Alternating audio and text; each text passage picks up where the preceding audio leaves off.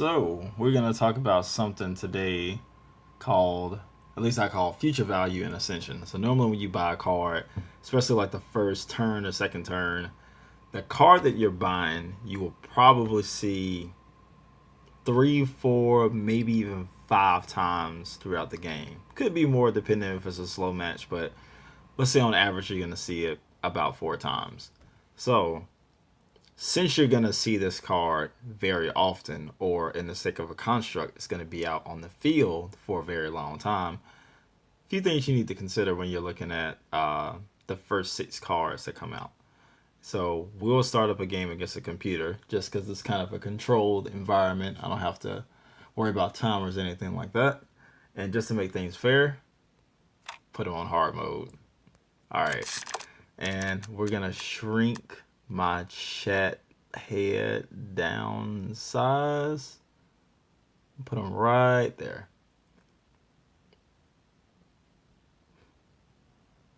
Okay. Okay. So let's take a look at this first turn. We're going first. So we're going to consider every single play possible and to see if it makes sense or not. So first, the play that definitely doesn't make any sense is to just end turn. You don't want to do that. The point of the game is to get points, get enough cards to get you attack or buy bigger cards, yada, yada, yada. Self-explanatory. We don't want to just end turn. So what could we do? Let's look at some options. So, general option first. Maximizing the amount of room that you have throughout the turn. So we got 4 apprentice, we got 4 buy. So ideally, you kind of want to spend 4. Normally. Not always the case, but normally say you want to spend 4. So we can buy 2 heavy infantries. Okay.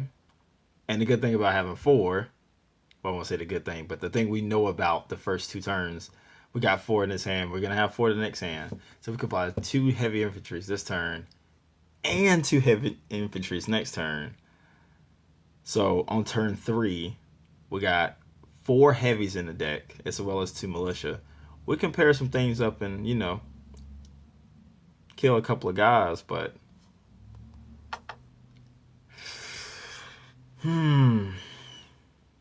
is it worth getting the heavies for him?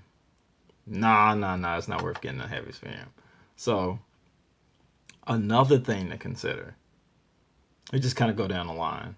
Dartha, we can't buy him. But,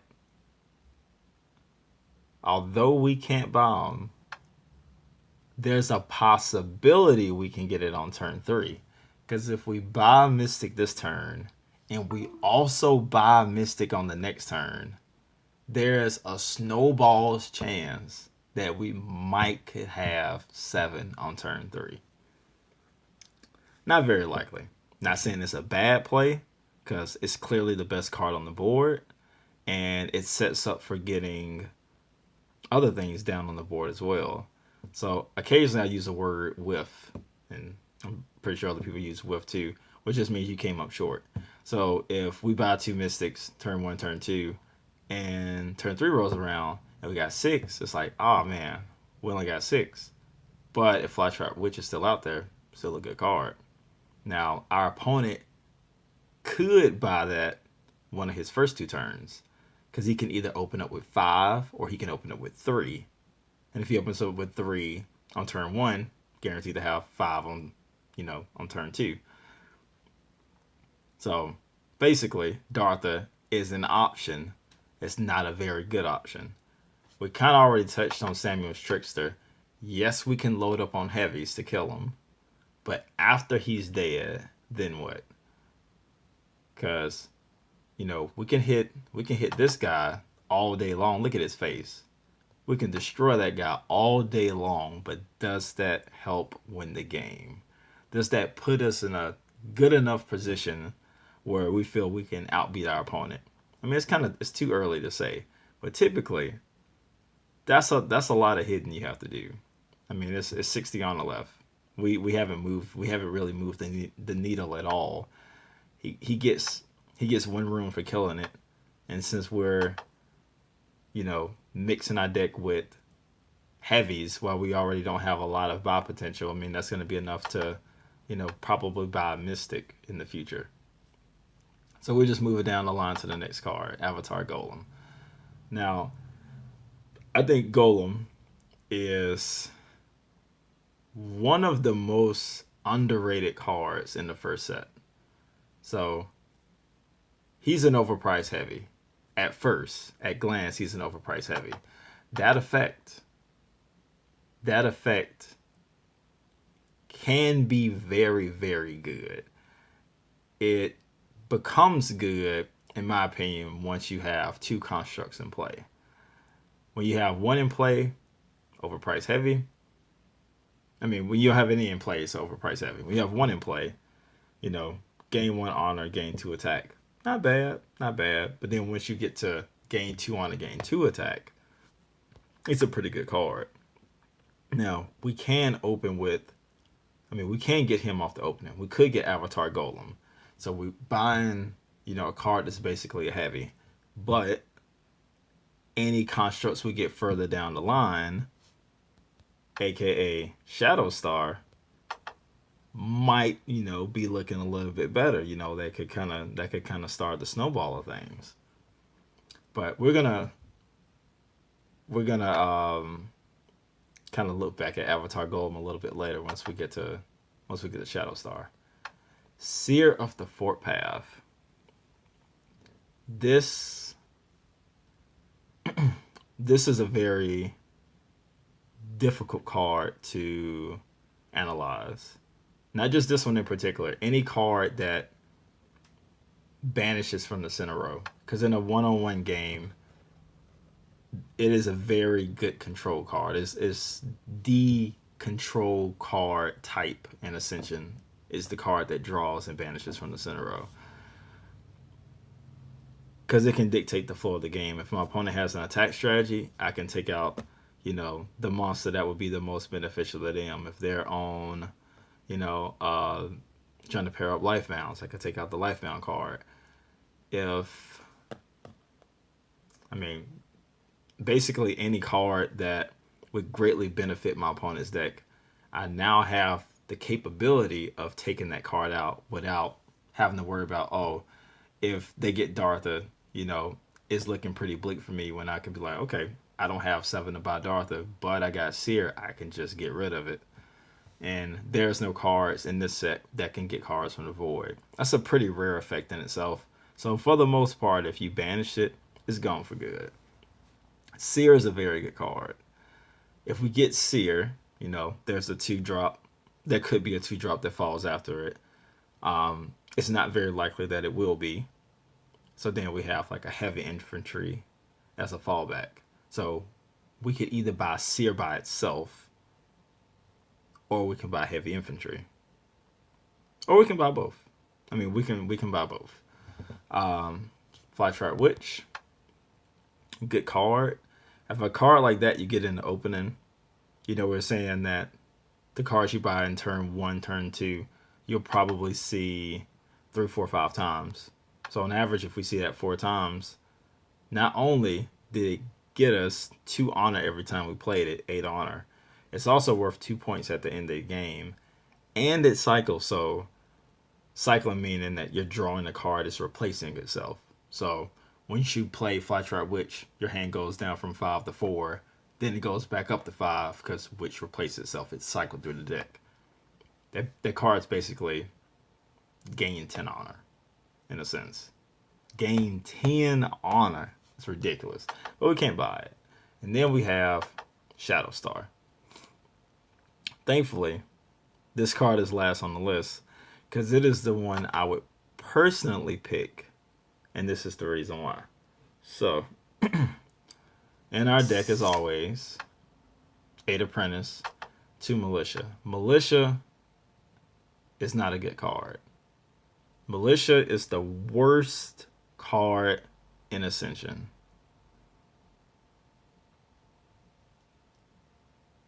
Yeah. It's the worst card in Ascension. I don't know why I'm second guessing it.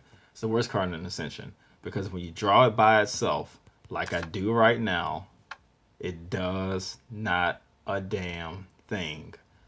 But if we have Shadow Star out in play, every time I draw a militia, and it normally would be by itself, it now has the capability of at least hitting cultists to get me 1 honor. It is very hard to put a value on how much honor Shadow Star could get you throughout the game. Because, we do have larger monsters to account for as well. That's too hard to, I feel like that's too hard to kind of quantify. So if it was just a cultist hit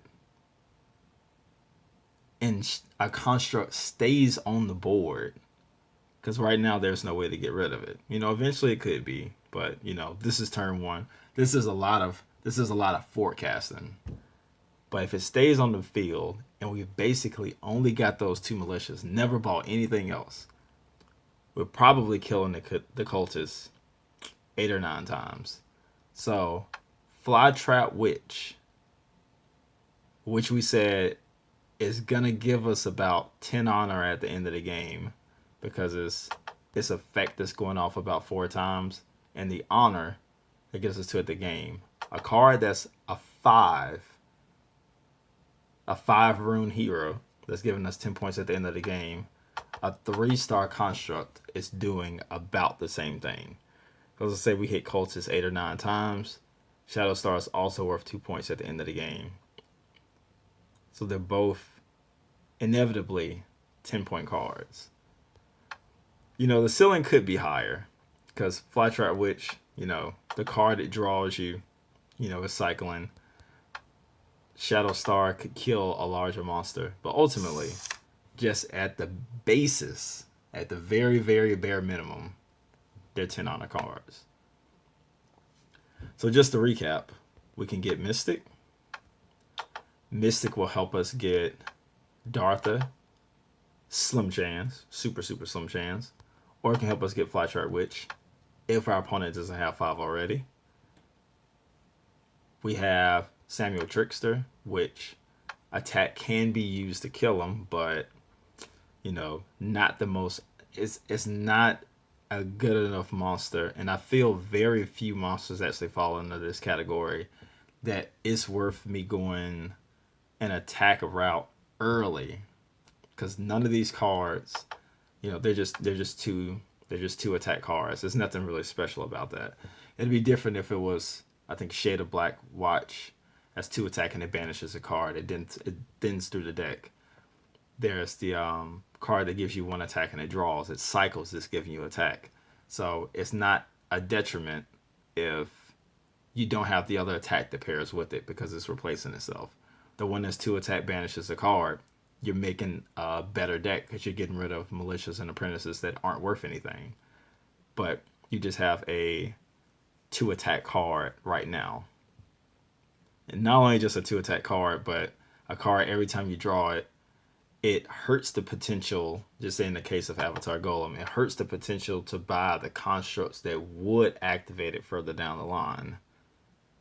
And there's not a lot of stuff to hit. So typically, I'm a little biased. I think going to attack strategy early is not a good idea, because we're looking at the future value of cards. Heavy's future value, it could be good. Like if you buy 1 heavy infantry, you see it about 4 times. That's, let's say, at minimum, it's a cultist hit every time, and it's worth 1 at the end of the game. It's like a 5 honor card. We're comparing it to Flytrap Witch, which is a 10 honor card, and Shadow Star is probably also a 10 honor card. So really, I feel like the choices, even though there are several, it's either Seer, because banishing is just so good, and Shadow Star. But I feel like Shadow Star is the one to go with.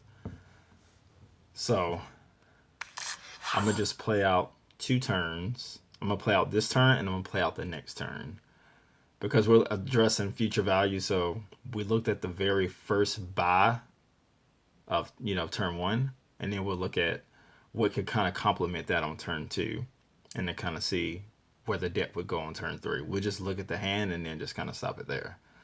So 3 to get Shadow Star. Now, my opponent is a computer. He's not going to make the best plays.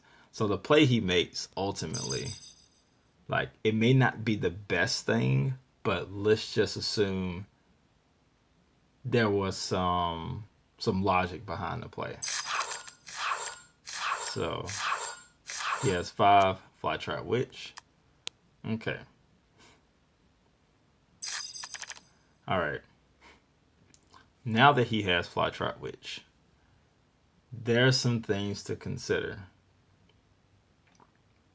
It's a few things to consider. Actually, there's 4 moves you can make. You can buy Seer Fort Path plus a heavy, because I feel like you would buy a heavy in this circumstance, since we already have something that's going to give us 1 additional attack, and there's 3 1-cost monsters that's on the board. So heavy drawn by itself has a very strong chance of actually killing something, because in the deck right now we have 3 cards that give us 1 attack, 2 Militia and 1 Shadow Star. We could buy Avatar Golem, which is basically still a heavy infantry, but does have the chance of getting online early, getting that additional 1 honor every time I play it. So that in itself could be a 10-point card, in the sense that, since this is turn 2 and we haven't shuffled yet, if I do see this card 4 times, that's a cultist hit each time. And so let's just say that's 4 honor from a cultist hit each time. And the honor that's gained, let's say we missed the first time, because, you know, it's a gamble if you draw the construct but before you draw the golem. Let's say we don't. Its effect goes off 3 times with just the 1 construct that's in play. So the cultist hits 4 of them, 4 honor.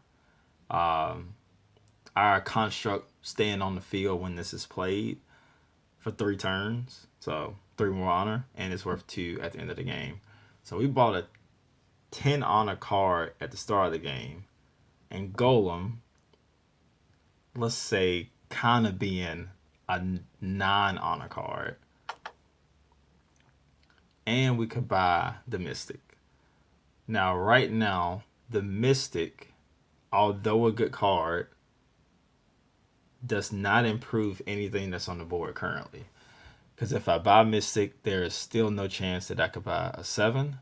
And there's still every chance to acquire any other card that's on the board right now. Avatar Golem or Seer the Fort Path. It doesn't move the needle currently, although it could move it later down the line. So, because I can attack one of the monsters that's here, I have to decide, is Avatar Golem worth getting, or is Seer of the Fort Path and Heavy Infantry worth getting? We're actually going to go with the Seer. Now, the main reason we're going to go with the Seer, our opponent had 5 buy. So he or she only has 3 remaining. So even if I don't get Avatar Golem right now, there's a 0% chance my opponent can actually get it from me. And because I went first, there's a chance that on turn 3, once I shuffle, I can buy the Avatar Golem. Seer of the Fort Path can banish monsters in the center row. I don't have a committed attacking strategy right now, but the existence of Shadow Star definitely makes that easier. So I think that the best play we see here, I can't drag the card. What the? Okay. Is to buy Seer, and then have the 2 left to buy Heavy Infantry. Now, if heavy infantry and one of the attack cards is drawn together, we can either get one rune, which basically turns those 3 cards into one buy. So just say like if I have 3 apprentice, heavy, militia, I can hit the trickster, go up to 4 rune, since it's that one rune floating from the keel, plus 3 apprentice, and now I have 4 to either buy golem, which, you know, would be in the deck, will be in the discard pile while Shadow Star is in play. So every time I draw it thereafter, it's getting that additional honor. Or I can get Reactor Monk, which makes it easier for me to buy as well as cheaper constructs.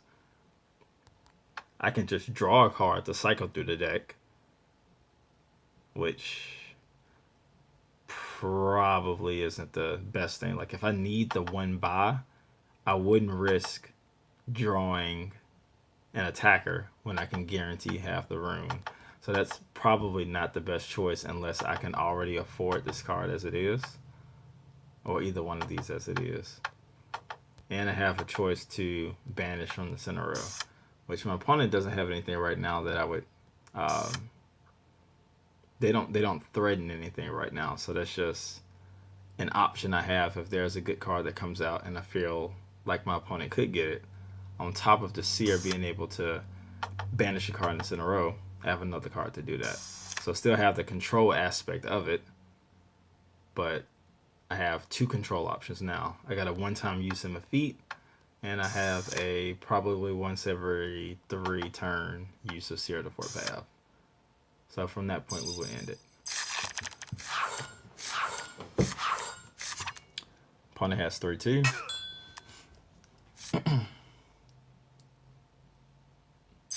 And from here, we'll make the last decision before I stop the video. So, got 4 buy to attack. This is a little close in which one to get. Okay, maybe it's not as close as it's appearing to be. So, we got Avatar Golem, which, if Avatar Golem goes to the discard pile that's empty, when we draw Avatar Golem, unless Corrosive Widow comes out. So let's ignore the other stuff that isn't on the field right now. So if we buy Avatar Golem, by the time we draw it, it is a 100% chance we got Shadow Star on our side of the field. 1 free honor. Probably see Avatar Golem a few more times, you know, more honor, that kind of thing. How about the attack?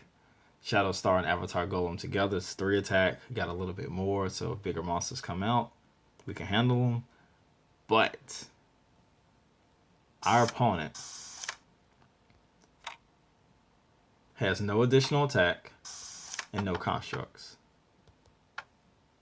They won't buy Avatar Golem anyway. They really wouldn't. It's not a good card. Now, what helps the deck is to get more buy. So you got a Mystic. You got Flytrap Witch. So right now, the most buy they can have in their deck is 6. Mystic and 4 Apprentice. They could buy Reactor Monk, and now they have a potential of 7, because they could get Reactor Monk, Mystic, and 3 Apprentice. And to make matters worse, because Reactor Monk is a reduction, it opens up the possibility that you get constructs pretty cheap too. Murmasa is a 7 that's really good to set. Snapdragon's a good one that's a 5. There's an Enlightened card that draws a card every turn. It opens up a lot more possibilities. So since my opponent isn't going to get Avatar Golem anyway, we feel pretty safe that we can come back around and get that card since it's of low value. And we can even increase the value of it if Reactor Monk allows us to buy different constructs to make Avatar Golem worth more value whenever we do come around to get it. Because right now, just like we were talking about earlier, Avatar Golem is an expensive heavy infantry. Our opponent's not on an attacking strategy. It wouldn't be a reason for him to get it. So we're just going to use the 4, get Reactor Monk, and use our heavy and hit cultists. So That is pretty much.